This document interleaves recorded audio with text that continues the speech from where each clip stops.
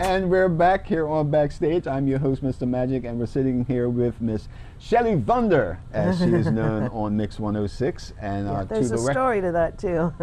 Really? Do we want to find out about that? Just so people know, when I started working at Bermuda Broadcasting back in the day, and you know, my colleague in the business, Sherry Simmons, she is now, yes, was a youngster coming out of college, and we almost had the exact same name. I'm Shelley Lynn Johnson, and she's Sherry Lynn Johnson. That was her maiden name. And so I was Shelley J up at ZBM back in the day, did my jazz show and stuff like that. And then, you know, we sort of both got out of the business. Sherry did it as part of the Bermuda College, was when she first got into it.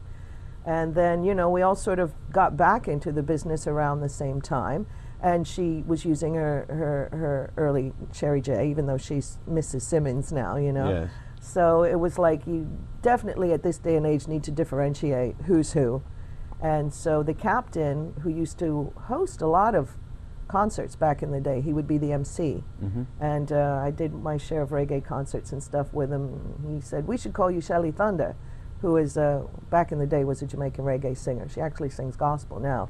Because, you know, we bring the thunder, we bring the low end when it comes to bass. So that's where Shelley Thunder came from. So we didn't have two very similar names on different stations again here on the island. Know there's going to be no cat fight over the name. No, not necessarily. So we just ran with that. All right. Well, thank you for informing us on that and how it came about, so there's no confusion.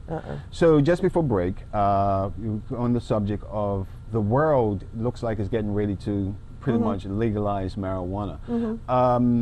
Do you think that's the way to go here in Bermuda? I mean, are we going to follow suit, or, you know, I mean, are we behind? Should we be up front? What I kind of think opinion? it's inevitable. I mean, you know, gosh, you know, back in the day, you know, tobacco was horrid and all of that too, and it just takes certain mindsets to get it to certain places. Now, something that is as natural as cannabis is going to be around. You know, the war on drugs will never defeat it.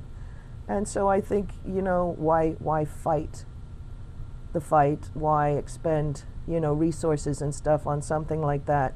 And basically the myth that it's, you know, this immediate gateway drug to more harder substances, narcotics and so on, has been debunked. That myth has been put to bed.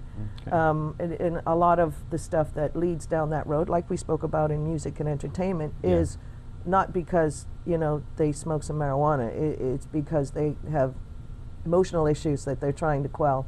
And so it's, you know, it depends on the individual. I think you will never stop people from doing it. So why waste, like I said, the resources and create the dogma to sort of demonize it when that's just not really true. And also, being a cancer survivor, you know, the cannabinoids have been proven for their medicinal qualities since day one, and the native peoples of the planet, you know, tried to talk about it, but us civilized people didn't want to hear it. And I say civilized in air quotes sometimes in that regard. So I think it's pointless, I should say, I guess, is my argument, to keep fighting it. Okay. That's where I stand. The opinions of Shelley Thunder at this moment do not reflect the station. Just letting you know. Just, you know. But guess what? I agree with her.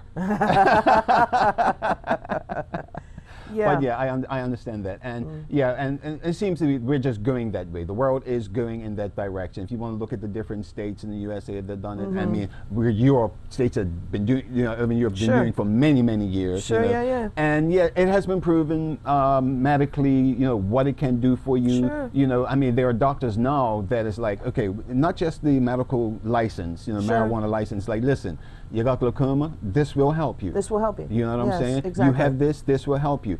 But people also need to understand it's not necessarily the smoking form of it that helps you. No, not at all. It's the tea forms that help you, or it's the oil itself that is beneficial. Absolutely, and the derivatives are going to be taken out of it, you know, to create, you know, pills or syrups or something like that in the medical profession, where it'll be a lot more utilized. Smoking is bad for anybody in any form. In any form. But there you go. I mean, it's more than just smoking. It's what it can do. The world will sort it out. And for those who have it as part of their faith, you know, I think that they should be left alone.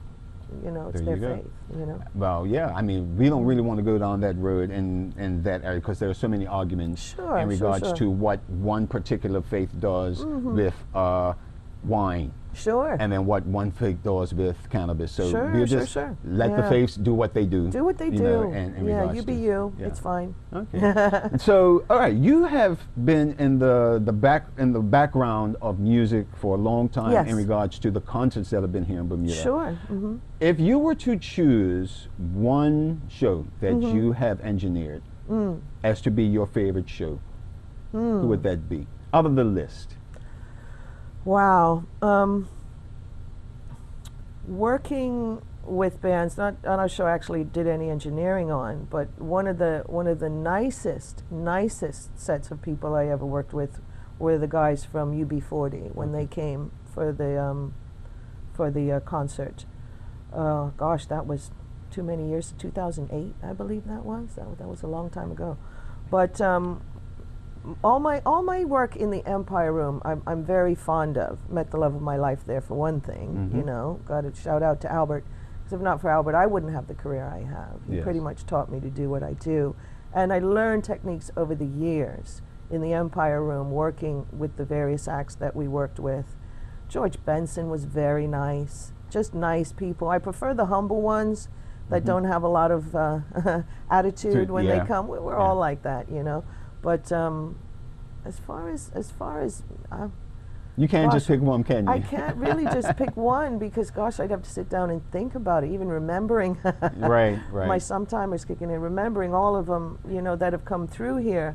I know my favorite room to work in is what's called the Mid-Ocean Amphitheater now. Oh, yeah, excellent room, yeah. Acoustically, the most perfect room to do a show in is still the old Empire Room of the what is now the Fairmont Southampton. Yeah. That's the best room to work in anywhere, and yeah, no corners in that room. Yeah, and it built specifically like that. And that's exactly what people don't realize. There are no corners. No flat walls. No flat walls at all. So everything just curvatures around, and it doesn't bounce. It just it is an acoustically perfect room, and the fact that it was, you know, designed and built back in the late '60s, and artists who came here of the day loved coming to Bermuda and working in the Empire Room for that very reason.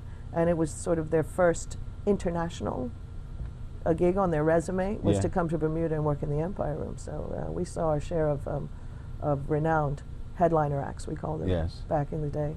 Wow. Miss it a lot. Yeah. You used to hear about it all the time. You know, who was coming in, and that's where they'll be playing. Yeah. You know, if it wasn't there, it was the 40 Thieves Club. No comparison. Yeah, no comparison. Of course not. As far as the rooms go. Yeah, as far as rooms, but the artists that have come through. Sure. I mean, there's a slew of names that we can go down the list. You know, of people that have come through this island, and now we're noticing a fluctuation of more local artists that are cropping up. Yeah, I think the local acts have stepped up their game a lot. There's some great bands here. Unfortunately, they don't have the venues to work in like back in the day where they got work here regularly. Yes. And that's, you know, we could do a whole other show talking about the state of live entertainment in Bermuda. Okay. But I saw an absolutely brilliant set of young musicians last night down in the acoustic space, for example. This youngster, John Luca Gibbons, is a saxophone player, and he had 3 of his mates from school over in California down here for the Cup Match weekend. And the dedication to their craft and to their instrument in our young people these days is refreshing, and is going to lead to, you know, I think, in the not too distant future, Bermuda having an international renowned sort of star in the music business, because you gotta want it like air to get through that. So, you know, all of what that's necessary to become, you know, a renowned musician. So, and I think we've got quite a few on the island right now that are doing that. James Richardson, who you've interviewed over there in London, making a name for himself, and rightfully so. Yeah. And this young man that played last night, and there are many more. There are young people coming out of high school doing their music theory, going to performing arts schools, and Rebecca Falconberry comes to mind, our very own Broadway star, and young Mr. Richardson, who's making a name for himself as a singer and actor as well. And yeah, I think it bodes well for those that want to get into the industry. Them understanding just how hard the work is, though, is where I think the recognition has come, and they're willing to put the time in. Okay. You know, so. Thank you. You're welcome. Shelley, thank you for being here. My pleasure. It was my pleasure. Yeah. It was my pleasure. Okay, all right, it's your pleasure. Folks, thank you for joining us. Tuning in next time, we're going to have other guests, and I want to thank Shelley again for being here, and thank you all for tuning in as well. We also want to take the time out to thank Exclusive Homes. Lovely set design here. Beautiful set design here. This was done by the local florist here, Sue. Yep. Did the flower arrangements. I could just move in here. In this spot? Nice. Yes, just right here. This could be the living room. We can charge you some rent. Yeah, that's not a problem. So we want to thank Exclusive Homes for allowing. This is our new set for season 3. So we want to thank Stephen Ferris and his crew for arranging this, and again having you here. So Shelley, my pleasure, Wesley. We will be seeing you during the week on Mix 106. Come see me in the window. Yeah, literally, literally. It used to be a saying: if I don't see you through the week, I'll see you through the window. You can see her through the window. You can. So join me next week, Thursday night. New guests, new conversation. I'm your host, Mr. Magic. Good night.